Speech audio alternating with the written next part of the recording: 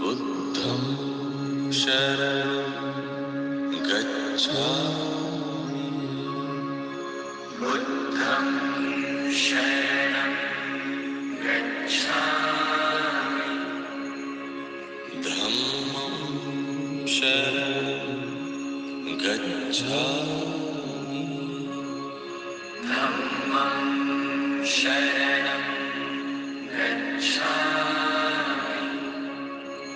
संघं शरणं गच्छामि। संघं शरणं गच्छामि। बुद्धं शरणं गच्छामि। धम्मं शरणं गच्छामि।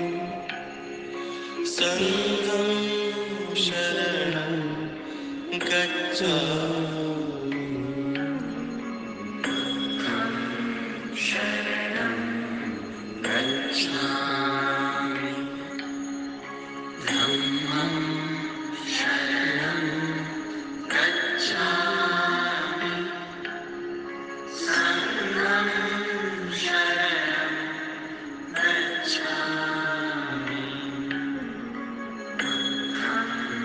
शरणं।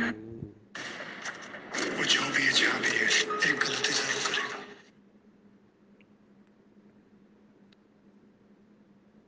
नमो बुद्धाय।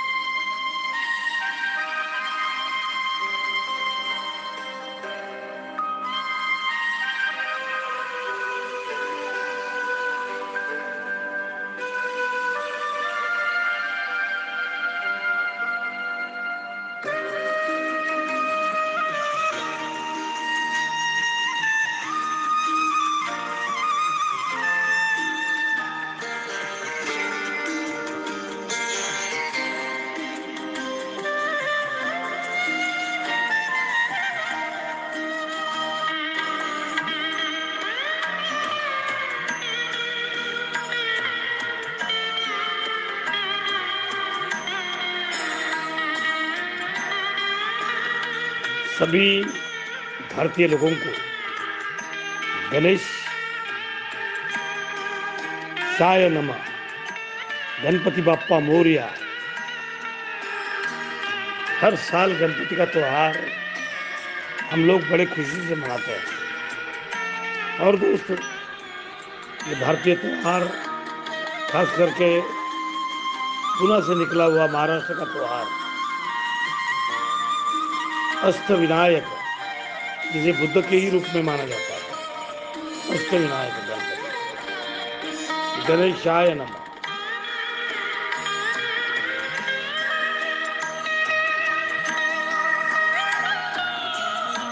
तो आइए इस त्योहार का हम सत्कार करते हैं।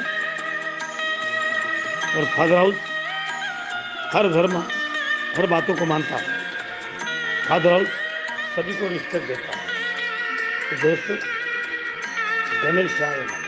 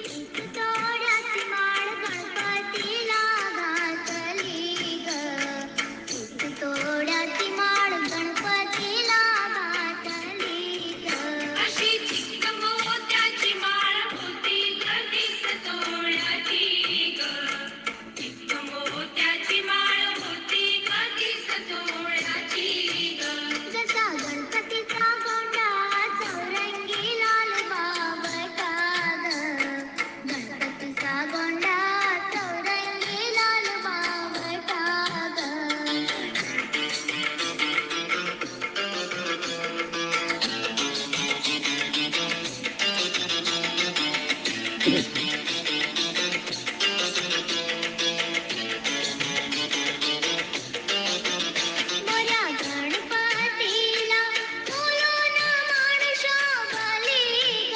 मोऱ्या गणपतीला फुलून माणसा भली ग. अशी चिकमाळ पाहुणे गणपती किती हसला ग. चिकमाळ पाहुणे गणपती किती हसला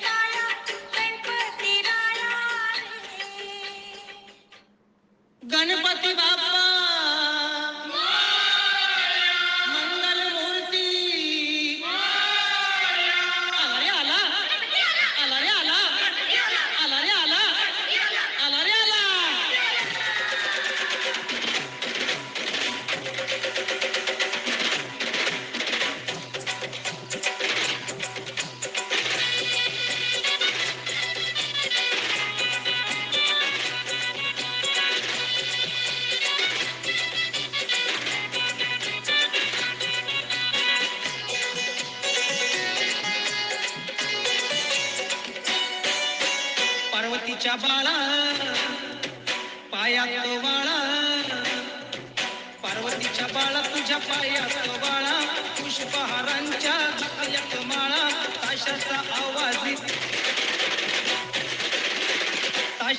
आवाज थरारा झाला रे माझा नाचत आला ताशाचा आवाज थरारा झाला रे गणपती माझा नाचत आला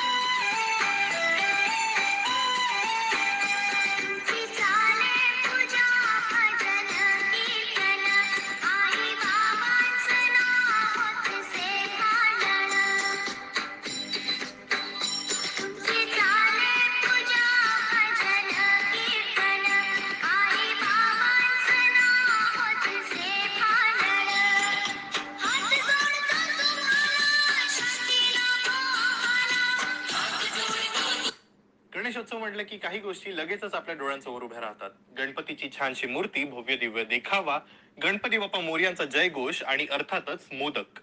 पण याबरोबरच काही प्रश्न या 10 दिवसांसाठी वर येतात आणि विसर्जनानंतर ते आपोआप खाली चालले जातात. त्यापैकीच गणपतीला दुर्वा का वाहतात, गणपतीला मोदकच का आवडतात आणि त्याबरोबरच पहिल्यांदा सार्वजनिक गणेशोत्सव कोणी सुरू केला, असे प्रश्न येतात. या व्हिडिओमध्ये आपण त्या तिसऱ्या प्रश्नाचं उत्तर शोधण्याचा प्रयत्न करणार आहोत. नमस्कार, मी आहे गुलशन आणि बीबीसी मराठीवर तुमचं स्वागत. तर लोकमान्य टिळकांनी घरगुती गणपतीचा सार्वजनिक गणेशोत्सव केला, त्याला स्वातंत्र्य लढ्याची पार्श्वभूमी होती, असं आपण लहानपणापासून जाणत आलोय, मानत आलोय. पण अनेकदा या नरेटिव्हला काउंटर केलं जातं. लोकमान्य टिळक नव्हे तर भाऊ रंगारी यांनी सार्वजनिक गणेशोत्सव पहिल्यांदा सुरू केला होता, असं सांगितलं जातं. भाऊ रंगारी गणपती ट्रस्ट यांनी सुद्धा असा दावा केला आहे की भाऊ रंगारी यांनी लोकमान्य टिळकांच्या 2 वर्षांआधी पहिल्यांदा सार्वजनिक गणेशोत्सव सुरू केला होता. खरं आहे का? पाहूया.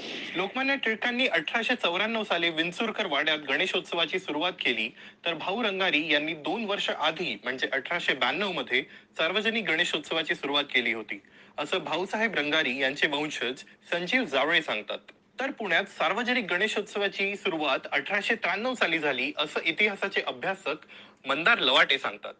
भाऊसाहेब रंगारी, विश्वनाथ खाजगीवाले आणि गणेश घोटावडेकर यांनी सार्वजनिक गणेशोत्सवाची सुरुवात केली होती. या तिघांनी सुरू केलेल्या गणेशोत्सवाची नोंद टिळकांनी 1893 मध्ये एका स्फुट लेखात केली होती, केसरीमधून. त्याच्या पुढच्याच वर्षी गणेश मंडळांची संख्या 3 वरून 100 वर गेली होती, असं मंदार लवाटे यांनी पुण्यातील गणेश विसर्जन उत्सव 121 वर्षांचा या पुस्तकात सांगितलंय. मग खरं काय? पहिल्यांदा सार्वजनिक गणेशोत्सव नेमका कोणी सुरू केला? मंदार लवाटे हे आपल्या पुस्तकात सांगतात, मोडीपत्रांच्या आधारे आपण हे सांगू शकतो की महाराष्ट्रात घराघरात गणपती बसवण्याची परंपरा शिवपूर्व काळातील आहे. पुणे, औंध या भागातील लोक गणपती विसर्जनासाठी ओळीनं जायचे. या रांगेत सर्वात पुढे त्या गावचा पाटील असायचा. नानासाहेब पेशव्यांनी सुद्धा शनिवार वाड्यात मोठ्या थाटामाटात गणेशोत्सव साजरा करायला सुरुवात केली होती. त्यानंतर पेशव्यांच्या सरदारांनी सुद्धा चक्क पुरंदर किल्ल्यावर सुद्धा गणपतीची स्थापना करून मोठा जल्लोष साजरा करायला सुरुवात केली होती, अशा ऐतिहासिक नोंदी असल्याचं लवाटे सांगतात. आणि 19व्या शतकात सुद्धा ब्रिटिशांचं राज्य आलं तोपर्यंत ही सार्वजनिक गणपती बसवण्याची प्रथा सुरू असल्याची नोंद आहे. ब्रिटिशांच्या दप्तरखान्यात ब्रिटिशांच्या पैशातून तेव्हा सुद्धा गणपती बसवले जायचे. त्या व्यतिरिक्त श्रीमंतांच्या घरी आणि चक्क देवदासींच्या घरी सुद्धा तेव्हा गणपती बसवले जायचे, अशी नोंद असल्याचं लवाटे सांगतात. पण तेव्हाचे हे सार्वजनिक गणपती तसे नव्हते जसे आपण आज बघतो. त्याला चालना दिली ती भाऊ रंगारींनी आणि त्याला लागली तब्बल आणखी 70 वर्ष. म्हणजे जेव्हा 18व्या शतकाचं शेवटचं दशक सुरू होतं, तेव्हा या गोष्टीला थोडीशी चालना मिळाली. त्याआधी जाणून घेऊया कोण होते भाऊ रंगारी. भाऊसाहेब रंगारी यांचं खरं नाव भाऊसाहेब लक्ष्मण जावळे होतं. ते व्यवसायाने वैद्य होते आणि आपल्या घरीच दवाखाना चालवायचे. पण त्यांचा पारंपरिक व्यवसाय होता तो म्हणजे शालूंना रंग द्यायचा. त्यावरूनच त्यांना रंगारी हे उपनाव पडलं, असं त्याचे वंशज जावळे सांगतात. तर भाऊसाहेब रंगारी यांचे एक सहकारी होते विश्वनाथ खाजगीवाले. 1893 साली ते ग्वाल्हेरला गेले आणि तिथे त्यांनी एका सरदाराच्या घरी मोठ्या थाटामाटात गणेशोत्सव साजरा होताना पाहिला. खाजगीवाले ग्वाल्हेरहून परत आले आणि त्यानंतर भाऊ रंगारी, खाजगीवाले आणि घोटावडेकर या तिघांनी पुण्यात सार्वजनिक गणेशोत्सव सुरू करण्याचा निर्णय घेतला. मात्र ही गोष्ट 1893 नसून 1892 ची आहे, असं भाऊ रंगारींचे वंशज जावळे सांगतात. या तिघांनी मिळून पुण्यात 3 ठिकाणी सार्वजनिक गणेशोत्सव सुरू केला. 10 दिवस थाटामाटांचा हा उत्सव साजरा केला आणि 10व्या दिवशी मिरवणूक काढून गणपतीचं विसर्जन सुद्धा करण्यात आलं, असं जावळे पुढे सांगतात. जावळे पुढे असंही सांगतात की त्यानंतर 26 सप्टेंबर 1893 रोजी टिळकांनी केसरीत एक लेख लिहिला आणि पुण्यात होत असलेल्या या सार्वजनिक गणेशोत्सवाच्या उपक्रमाचं खूप कौतुक केलं. टिळकांनी म्हटलं होतं की गणेशोत्सवाच्या निमित्तानं सर्व समाज एकत्र येत असेल तर ती आनंदाची बाब आहे. म्हणजेच रंगारी यांनी आपल्या आधी सार्वजनिक गणेशोत्सवाला सुरुवात केली, ही बाब टिळकांनी मान्य केली होती, हे यावरून स्पष्ट होतं, असा दावा जावळे करतात. एवढंच नव्हे तर महाराष्ट्र सरकारने एक स्वातंत्र्य सैनिकांचा चरित्रकोश जारी केलेला आहे आणि त्याच्यामध्ये सुद्धा भाऊ रंगारींचा समावेश आहे. भाऊ रंगारी यांनी 1892 साली सार्वजनिक गणेशोत्सवाला सुरुवात केली होती, अशी त्यात नोंद आहे. ही माहिती जावळे सुद्धा सांगतात. त्याच्याच पुढच्या वर्षी म्हणजे 1894 साली लोकमान्य टिळकांनी विंचुरकर वाड्यात या आपल्या निवासस्थानी गणपती बसवला आणि त्यानंतर पुण्यात 100हून अधिक ठिकाणी सार्वजनिक गणेशोत्सव साजरा केला गेला, अशी नोंद आहे. तर मग लोकमान्य टिळकांनी पहिला सार्वजनिक गणेशोत्सव साजरा केला असं का म्हटलं जातं? तर इतिहासाचे जाणकार सांगतात की त्यांनी जरी पहिला सार्वजनिक गणेशोत्सव साजरा नसेल केला तरी या सार्वजनिक गणेशोत्सवाला एक सामाजिक आणि व्यापक रूप देण्याचं काम टिळकांनी नक्कीच केलं. त्याला पार्श्वभूमी होती ती स्वातंत्र्य लढ्याची. लेखक बिपान चंद्र सांगतात की टिळकांनी शिवजयंती आणि गणेशोत्सव सारख्या सणांचं औचित्य साधून युवकांमध्ये तरुणांमध्ये राष्ट्र तेज निर्माण करण्याचा प्रयत्न केला.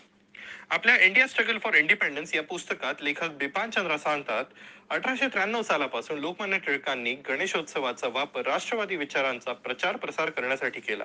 देशभक्तीपर गीतं आणि भाषणांच्या माध्यमातून टिळक राष्ट्रवादाचा प्रचार करायचे. ते पुढे सांगतात 1896 मध्ये त्यांनी शिवाजी महाराजांच्या जयंतीला उत्सवाचं स्वरूप दिलं. त्याच वर्षी टिळकांनी परदेशी कपड्यांवर बहिष्काराची चळवळ देखील सुरू केली. टिळकांनी या सार्वजनिक उत्सवाचा ब्रिटिशांना चकवण्यासाठी चांगल्या प्रकारे वापर करून घेतला असं इतिहासाचे जाणकार सांगतात. मंदार लवाटे लिहितात की 1904 ते 1905 या काळात ब्रिटिशांना कल्पना सुद्धा नव्हती की गेल्या कित्येक वर्षांपासून टिळक गणेशोत्सवाचा वापर राष्ट्रवादाचा संदेश पसरवण्यासाठी करत होते. ते परमिशन मागायचे गणेशोत्सव साजरा करण्यासाठी आणि त्या दरम्यान राष्ट्रवादाचे भाषणही करायचे. कारण भाषण करण्यासाठी परवानगी लागायची पण गणेशोत्सव साजरा करण्यासाठी ब्रिटिशांची परवानगीची अजिबात आवश्यकता नव्हती. पुढे चालून टिळकांना 6 वर्षांची शिक्षा झाली. ते मंडालेला गेले आणि तिथून परत आले पण या दरम्यान सार्वजनिक गणेशोत्सवात कुठेही खंड पडला नाही. हे कायम होतं आणि त्यावेळेला याला स्वातंत्र्य लढ्याची पार्श्वभूमी असल्यामुळे व्यवस्थित सुरू होतं. तेव्हापासून आजपर्यंत सार्वजनिक गणेशोत्सवाला एक वेगळं रूप प्राप्त झालेलं आहे. तेव्हा स्वातंत्र्य लढा आणि राष्ट्रवाद हे मुद्दे होते तर आज त्याला सामाजिक तसंच थोडाफार राजकीय रंग सुद्धा मिळालेला आहे. याविषयी तुम्ही अधिक BBC मराठीच्या वेबसाईटवर माझे सहकारी तुषार कुलकर्णी यांनी लिहिलेला या लेखात वाचू शकता. तुम्हाला हा व्हिडिओ कसा वाटला आमच्या कब शुरू हुआ गणेश उत्सव? किसने रखी थी गणेशोत्सव की नींव? कैसे जुड़े गणेशोत्सव के आजादी की लड़ाई से तार? गणेश चतुर्थी का ये पर्व आस्था से जुड़ा ही है, लेकिन साथ ही स्वतंत्रता आंदोलन के इतिहास में भी इसकी खास अहमियत रही है। तो चलिए आपको बताते हैं गणेशोत्सव का बाल गंगाधर तिलक और देश की आजादी से जुड़े इतिहास के बारे में। गणेशोत्सव की नींव आज से करीब 100 साल पहले लोकमान्य बाल गंगाधर तिलक ने रखी थी। इस त्योहार को मनाने के पीछे का उद्देश्य अंग्रेजों के खिलाफ भारतीयों को एकजुट करना था। आज जिस गणेशोत्सव को लोग इतनी धूमधाम से मनाते हैं, उस पर्व को शुरू करने में लोकमान्य बाल गंगाधर तिलक को काफी मुश्किलों का सामना करना पड़ा था। लोगों को एकजुट करने के लिए मनाया गणेश उत्सव। पहले घरों के अंदर तक ही सीमित था गणेश उत्सव। 1890 के दशक में स्वतंत्रता संग्राम के दौरान बाल गंगाधर तिलक अक्सर चौपाटी पर समुद्र के किनारे बैठते थे और वो इसी सोच में डूबे रहते थे कि आखिर लोगों को कैसे जोड़ा जाए, कैसे एकजुटता लाई जाए। जिसके बाद उन्होंने अंग्रेजों के खिलाफ एकजुटता बनाने के लिए धार्मिक मार्ग चुना। बाल गंगाधर तिलक ने सोचा कि क्यों ना गणेशोत्सव को घरों से निकाल करके सार्वजनिक स्थल पर मनाया जाए, ताकि इसमें हर जाति के लोग शिरकत कर सके।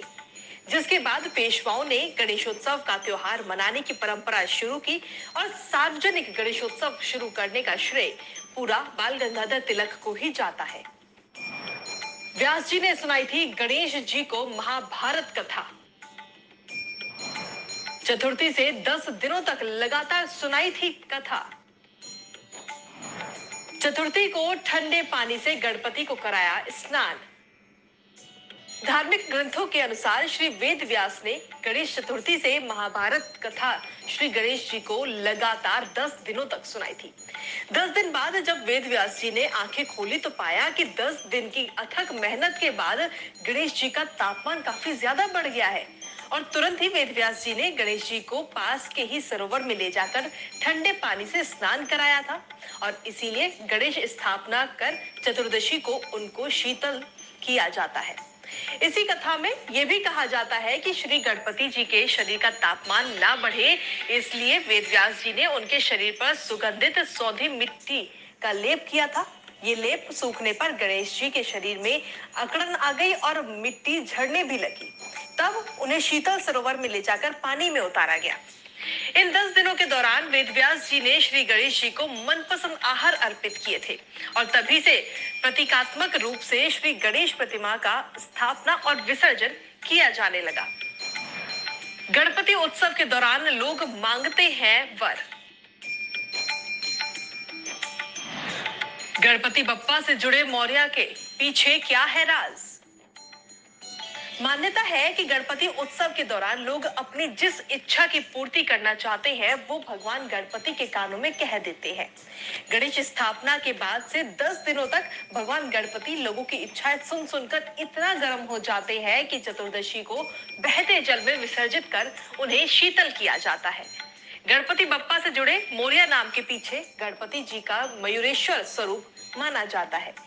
गणेश पुराण के अनुसार सिंधु नामक दानव के अत्याचार से बचने के लिए देवगणों ने गणपति जी का आह्वान किया था।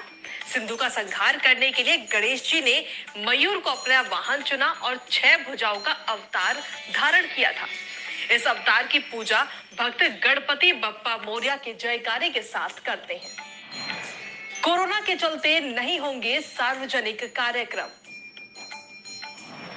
लोग अपने घरों में मनाएंगे गणेश उत्सव। गणेश उत्सव मनाया तो पूरे देश में जाता है, लेकिन इसका सबसे ज्यादा माहौल महाराष्ट्र में देखने को मिलता है। मुंबई में कई स्थानों पर भव्य गणेश पंडाल स्थापित किए जाते हैं। इस साल गणेशोत्सव का पर्व 22 अगस्त से शुरू होगा, लेकिन कोरोना संकट की वजह से सार्वजनिक कार्यक्रम नहीं होंगे और सड़कों पर भी श्रद्धालुओं की भीड़ कम ही नजर आएगी। जो लोग हर साल इस पर्व को धूमधाम से मनाते हैं, वो इस बार इसे अपने घरों में और सोशल डिस्टेंसिंग का पालन करते हुए मनाएंगे। इस गणेश चलो दोस्तों, डॉक्टर आम्बेडकर के अखबार का विज्ञापन छापने से बाल गंगाधर तिलक ने मना किया, तो इसके बारे में भी अपन देखते हैं।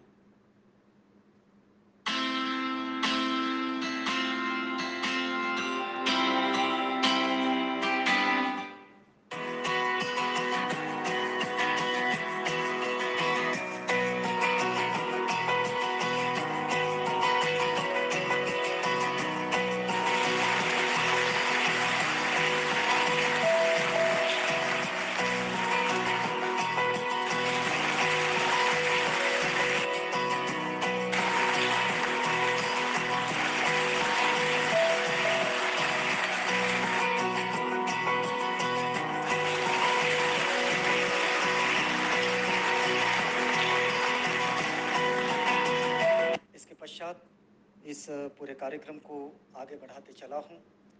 आप सबको पता है कि मूक नायक बाबा साहेब कहते हैं कि जिस किसी आंदोलन का मुखपत्र नहीं होता है, वो आंदोलन किसी पंख विहीन पक्षी की तरह होता है।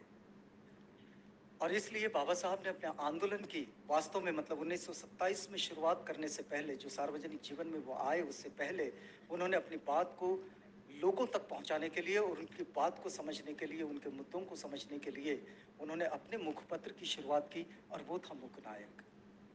इस मूक नायक को आज भले ही 100 साल हो गए, लेकिन इन 100 सालों में मूक नायक से जो कुछ आया वो प्रतिबिंबित भी होता रहा। हम ये न कहें कि मूक नायक के नाम, उसके शीर्षक बाबा साहेब बार बार बदलते रहे। उसको बहिष्कृत भारत में लेके गए, उसको जनता, समता, प्रबुद्ध भारत, और उसके बाद उनके आलोक में जो पत्रकारिता आगे बढ़ी है, वो पत्रकारिता भी अपने आप में बड़ी संजीदा रही है। और आज इस वक्त में हम देखते हैं कि सोशल मीडिया पर आपके सबके एंड्रॉयड फोन में वो पत्रकारिता बड़ी ही ताकत के साथ उभरी है। और इसलिए मैं ये मानता हूं कि आप सब लोग यहाँ पर जो पहुंचे, ये उसी का नतीजा है। आप अपने लिए जोरदार तालियां दीजिएगा। हम कार्यक्रम को आगे बढ़ा रहे हैं और मैं आवाज दे रहा हूं अमन कामले साहब को, जो कि आवाज इंडिया टीवी के मैनेजिंग डायरेक्टर हैं, प्रास्ताविक भाषण के लिए। इस पंक्ति के साथ प्रसिद्ध गीतकार कवि जावेद अख्तर साहब लिखते हैं कि मुल्क एक है लेकिन मुल्क में आवाजें हैं दो। मुल्क एक है लेकिन मुल्क में आवाजें हैं दो। एक हमारी, एक उनकी। एक हमारी, एक उनकी, अब ये आप पर है कि आप किसकी माने और क्या सुने। मैं आवाज दे रहा हूं अमन कामले साहब को। भारत के राष्ट्र निर्माता और उनके अंदर जो बहुत खूबियां थी, उसमें से एक खूबी जो थी वो एक पत्रकार थे अच्छे। हमारे विश्व रत्न परम पूज्य बाबा साहब डॉक्टर आम्बेडकर, इनको विनम्र अभिवादन करता हूँ। मूक नायक के 100 साल के उपलक्ष्य में आज नागपुर में हमने मूक नायक शताब्दी समारोह तथा डॉक्टर आम्बेडकर ने जो जर्नलिज्म की, जो पत्रकारिता की, वो 1920 से लेके तो 56 तक, 1956 तक, उसको अभिवादन करने के लिए आज हम यहाँ इकट्ठे हुए हैं। हमारे बीच दिल्ली से आए हुए वरिष्ठ पत्रकार और द वायर के फाउंडिंग एडिटर सिद्धार्थ वरदराजन साहब, साथ ही हमारे बीच अभी जो मौजूद होने वाले हैं, साथ ही आज के कार्यक्रम के अध्यक्ष रंजीत मेश्राम साहब, और ऑड डे होने के बाद भी, मंगलवार होने के बाद भी आप इतनी बड़ी संख्या में आए, आप सबको मैं शुक्रिया अदा करता हूँ। क्योंकि वैसे कार्यक्रम संडे को रखा गया था, लेकिन सिद्धार्थ सर को और आरफा मैडम को समय नहीं था, इसलिए हमने इसे पोस्टपोन करके ट्यूसडे को किया। दोस्तों, आज जब हम मूकनायक की बात करते हैं 100 साल की, आप आज से 100 साल पहले की बात सोचने की जरा कष्ट कीजिएगा कि 1920 में जब डॉक्टर आम्बेडकर ने सोचा कि ये जो समाज है, ये वंचित उपेक्षित समाज जो है, इस समाज का कोई ना कोई मुखपत्र होना चाहिए, कोई ना कोई इसका अखबार होना चाहिए। और जब उन्होंने ये बात सोची, तब आप समझ सकते हैं कि हमारा जो समाज था, विशेषता जो दबा कुचला, उपेक्षित, वंचित, दलित समाज जो था, इसके पास कोई साधन नहीं थे। और ऐसे वक्त में उन्होंने ये सोचा कि नहीं, हमारे मूवमेंट का, हमारे आंदोलन का एक अखबार होना चाहिए। उस समय संवाद के माध्यम काफी कम थे, और ऐसे समय में उन्हें 31 जनवरी 1920 को मूक नायक ये अखबार शुरू किया। इस अखबार के लिए उस वक्त छत्रपति राजे शाहू महाराज ने 2500 रुपए का डोनेशन दिया था, और तब मूक नायक की कीमत 2500 रुपए थी, और वार्षिक उसका जो था एनुअल सब्सक्रिप्शन, वो 2.5 रुपए था। उस दौर में उन्होंने कोशिश की कि मूक नायक ये केवल दलितों के बीच में जाते हुए ये सभी लोग जाने कि इस समाज का दर्द क्या है। इसलिए उन्होंने केसरी नाम का जो उस समय अखबार था, जिसे लोकमान्य तिलक चलाते थे, बाल गंगाधर तिलक चलाते थे, तो केसरी में उन्होंने विज्ञापन देने की कोशिश की। लेकिन जो कास्टिज्म था वो इतनी ऊंचाई पे था उस वक्त कि केसरी ने उनका विज्ञापन लेने से मना किया। ये बहुत शेमफुल बात थी कि केसरी जैसे न्यूज़पेपर ने उनका विज्ञापन लेने से मना किया। उसके बावजूद भी वो सब हिम्मत नहीं आ रहे। और एक अच्छी बात थी, और हम सब लोग ने इस बात के लिए अप्रिशिएट भी करना चाहिए। बाबा साहब डॉक्टर अम्बेडकर के एक मित्र थे नवल भटेना, जो पारसी थे, और उनके माध्यम से लगभग पहले अंक से ही गोदरेज की जाहिरात, जो गोदरेज कंपनी है, तो गोदरेज कंपनी की जो विज्ञापन था वो लगभग पहले अंक से था। और ये सबसे बड़ी बात है कि गोदरेज ने उस समय ये सोचा कि ये जो अखबार निकल रहा है दलित वंचित समाज के लिए, उपेक्षित समाज के लिए, इसमें मेरा विज्ञापन होना चाहिए, या मैंने विज्ञापन देना चाहिए। क्योंकि आप समझ सकते थे कि केसरी जैसा न्यूज़पेपर जो बाबा साहब के अखबार का विज्ञापन छापने से मना करता है, उसी अखबार में गोदरेज का विज्ञापन आता है। ये हमारे लिए सबसे बड़ी बात है, अहम बात है, और इसके लिए हमने तालियां बजा के उनको मुझे लगता है सम्मान देना चाहिए, गोदरेज को और नवल भटेना जी को। दोस्तों, जब तिलक, लोकमान्य बाल गंगाधर तिलक को जेल हुई थी, जब उनकी जमानत देने का समय आया, तब महात्मा फुले ने उस वक्त 10,000 रुपए लेके, दे के, कैश श्योरिटी लेके उनकी जमानत की और उन्हें कारावास से मुक्त किया। लेकिन यही केसरी ने, जब महात्मा फुले का निर्वाण हुआ, उनकी एक लाइन की कोई खबर भी नहीं लिखी। आप देखिए, जो महात्मा फुले बाल गंगाधर तिलक के बेल लेने के लिए, जमानत लेने के लिए 10,000 रुपए भरते हैं, उनके ही मृत्यु की खबर केसरी छापता नहीं है। लगभग यही सिचुएशन मैंने देखी है जब 2006 में मान्यवर साहब घनश्याम का निधन हुआ था। तब द टाइम्स ऑफ इंडिया नाम का एक अखबार है, उस अखबार में उसकी जो खबर थी वो अंदर के पेज पे थी। द हिंदू में केवल फ्रंट पेज पे एक फोटो आया था, और बाकी जो था खबर वो अंदर के पेज पे थी। तो जो कास्टिज्म उस समय था, वो आज भी लगभग बरकरार है। इतने बड़ा नेता, इतना बहुजनों का जिसने आंदोलन चलाया, तो ये जो कास्टिज्म जो है अभी भी कई पैमाने पे जो है न्यूज़पेपर्स के अंदर हमें नजर आता है। और आज की पत्रकारिता के बारे में और बाबा साहब अम्बेडकर का उस वक्त का जो संघर्ष था, इसके बारे में हमारे वक्ता बात करने वाले हैं। लेकिन जब हम देखते हैं आज की जर्नलिज्म को, तब हमें नजर ये आता है कि आज भी जर्नलिज्म जो है कुछ वक्त तक तो ठीक चला, लेकिन अभी का जो दौर है, इस दौर में जो पत्रकारिता है वो पूरी तरह से जो है गवर्नमेंट के हाथों में या फिर जो इंडस्ट्रियलिस्ट है उनके हाथों में है, और उसमें आम लोगों की खबरों को जो है या फिर उसको तवज्जो नहीं मिलती। तो मुझे आज बड़ी खुशी होती है कि बुक नाइट का एक 100 साल के उपलक्ष्य में आप इतनी बड़ी संख्या में यहाँ पे आए हैं। हमारे गेस्ट लोग भी यहाँ पे आए हैं, आपसे वो बात करेंगे, रूबरू करेंगे। और मैं जानता हूँ कि मुझसे ज्यादा आप उनको सुनने के लिए बेताब है, तो मैं आपके उनके बीच में आते हुए अपनी बात को यही विराम देता हूँ। और एक बात जाने के पहले ये कहता हूँ कि बुक नाइट की ही वो इंस्पिरेशन थी कि हमने नागपुर जैसे शहर में आवाज इंडिया चैनल की शुरुआत की, और लगभग अभी इस अप्रैल में 7 साल इसको पूरे हो जाएंगे, और टोटली इंडिपेंडेंट तरीके। महात्मा फुले को देशद्रोही क्यों कहा था बाल गंगाधर तिलक ने? तो आइए दोस्तों, जिस महात्मा फुले ने बाल गंगाधर तिलक के लिए 10,000 रुपये लेकर उनको जमानत करवाई, तो भी महात्मा फुले को देशद्रोही क्यों कहा बाल गंगाधर तिलक ने? आइए देखिए।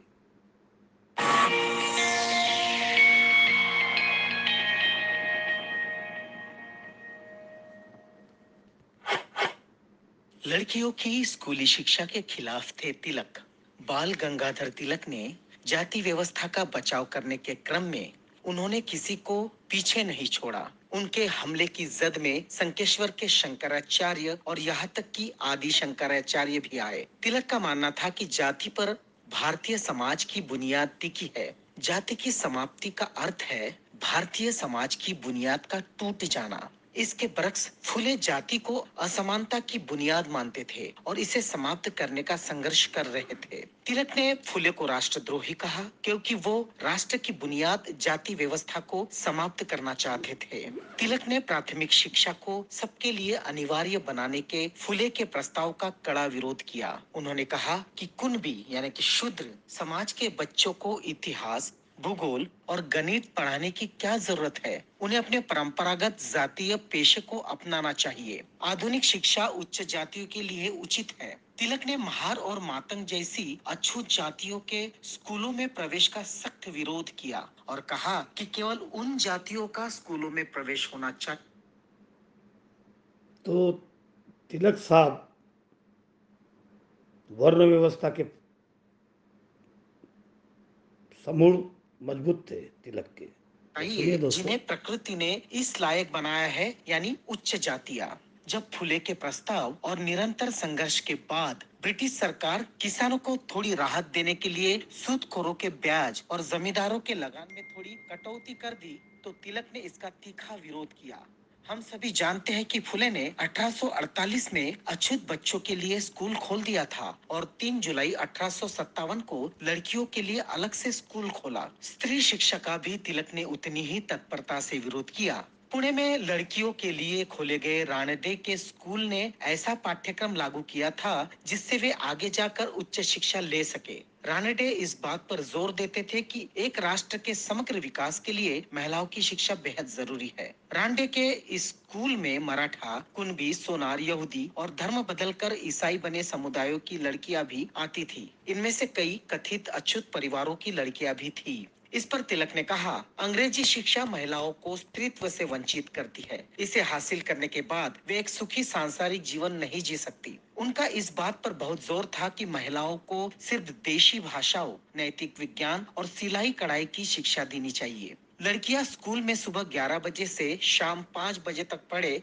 इसका भी उन्होंने विरोध किया। वे चाहते थे कि लड़कियों को सुबह या शाम सिर्फ 3 घंटे पढ़ाया जाना चाहिए ताकि उन्हें घर का काम करने और सीखने का वक्त मिले। तिलक ने राणडे को चेताया था कि अगर इस पाठ्यक्रम में तुरंत सुधार नहीं किया तो हमें यह देखकर आश्चर्यचकित नहीं होना चाहिए कि पतियों को छोड़ने वाली रखमाबाई जैसी लड़कियों की तादाद क्यों बढ़ती जा रही है।